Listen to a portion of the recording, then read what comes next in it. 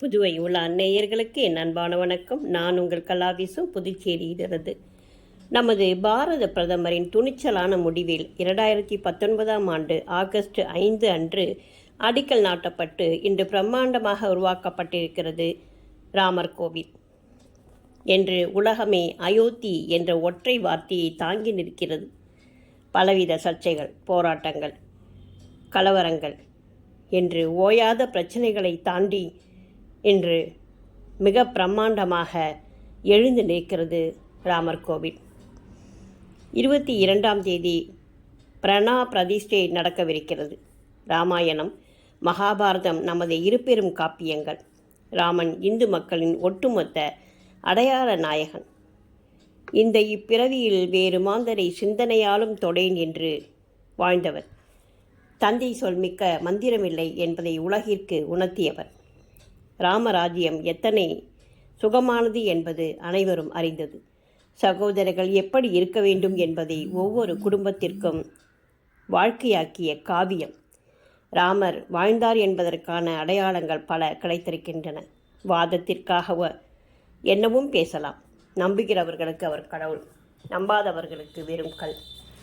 இப்போது கட்டப்பட்டிருக்கும் ராமர் கோவில் இந்திய பாரம்பரிய கட்டிடக்கலைக்கு ஒரு எடுத்துக்காட்டாக பல தலைமுறைகள் தாங்கும் வகையில் கட்டப்பட்டுள்ளது.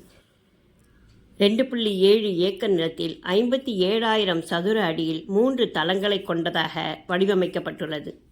இரும்புக்கு 90 ஆண்டுகள் மட்டுமே ஆயுட்காலமாதலால் இரும்பை பயன்படுத்தலாமலேயே கட்டியிருக்கிறார்கள். இதன் உயரம் 161 அடியாகும். மிகச்சிறந்த தரமான கிரானைட் கல், மணற்கல், பளிங்கு கற்களை கொண்டு சிமெண்ட், சுண்ணாம்பு பயன்படுத்தாமலேயே லாக் அண்ட் கீ முறையில் 2500 ஆண்டுகளில் வலிமையான நிலநடுக்கம் ஏற்பட்டாலும் கூட இந்த கோவிலுக்கு எந்த வகையிலும் சேதாரம் ஆகாது என்கிறார்கள். இப்பணிக்கான முதல்கட்ட ஆய்வில் கோவிலுக்கு அடியில் மணல் அதிகமாக இருந்திருக்கிறது. சரையு ஆறு அருகே ஓடியதால் மண் தளர்வாக இருந்திருக்கிறது. இதனை சரி செய்ய இந்த பகுதி முழுவதும் 15 மீட்டர் ஆழத்திற்கு தோண்டப்பட்டு 14 மீட்டர் ஆழத்திற்கு புதிய மண் கொட்டப்பட்டுள்ளது. எஃகு ரீபார்கள் பயன்படுத்தாமல் 47 தளங்களில் கெட்டியான மண் அமைப்பை உருவாக்கி அதன் மேல் 1.5 மீட்டர் தடிமண் கொண்ட M35 தர உலோகம் இல்லாத கான்கிரீட் கொண்டு நிரப்பியிருக்கிறார்கள். அஸ்திவாரத்தை மேலும் வலுப்படுத்த தென்னிந்தியாவிலிருந்து கொண்டு வந்த 6.3 மீட்டர் தடிமன் கொண்ட திடமான கிரானைட் கல் அமைக்கப்பட்டிருக்கிறது. கோவிலின் பார்வையாளர்கள் பார்க்கக்கூடிய பகுதி ராஜஸ்தானிலிருந்து எடுக்கப்பட்ட பான்சி பஹர்பூர் என்ற இளஞ்சிவப்பு மணக்கற்களால் ஆனது. தரைதளத்தில் உள்ள மொத்த தூண்களில் 160 முதல் தளம், 132 மற்றும் 2ஆம் தளம், 74 ஆகியவை மணற்கற்களால் செய்யப்பட்டு வெளியில் செதுக்கப்பட்டிருக்கின்றன. உத்தரப்பிரதேசம் அயோத்தியில் குழந்தை ராமரின் சிலை நிறுவப்பட்டிருக்கிறது. 45 அடி உயரமும் 200 கிலோ எடையும் கொண்ட குழந்தை ராமர் வலது கையில் அம்பையும் இடது கையில் வில்லையும் ஏந்தி அழகாக காட்சி தருகிறார். தலையில் தங்க கிரீடம் உள்ளது. சிலையின் தோரணத்தில் கிருஷ்ணரின் 10 அவதாரங்களும் நேர்த்தியாக செதுக்கப்பட்டிருக்கிறது.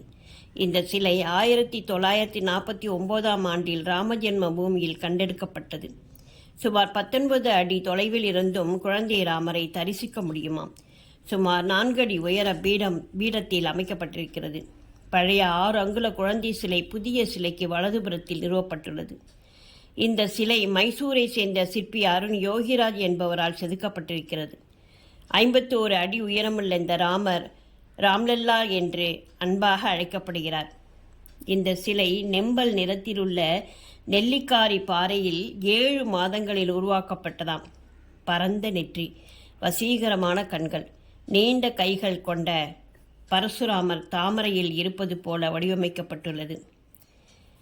கர்நாடகத்தின் கருப்பு பாறைகளில் இருந்து செதுக்கப்பட்டுள்ளது.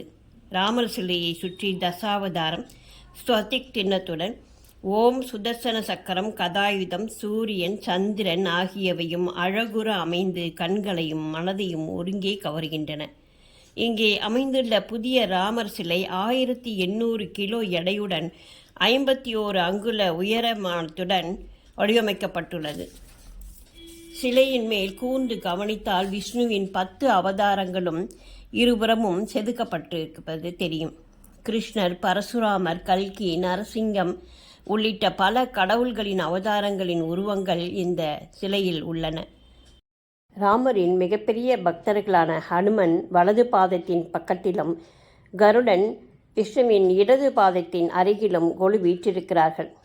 14 ஆண்டுகள் வனவாசம் செய்து தமது ராஜ்ஜியத்தை மீட்டது போல பாபரால் இடிக்கப்பட்ட தனது கோவிலை பல காலங்கள் கடந்து தமது அதி தீவிர பக்தன் மூலம் மீட்டெடுத்து விட்டார் ராமர்.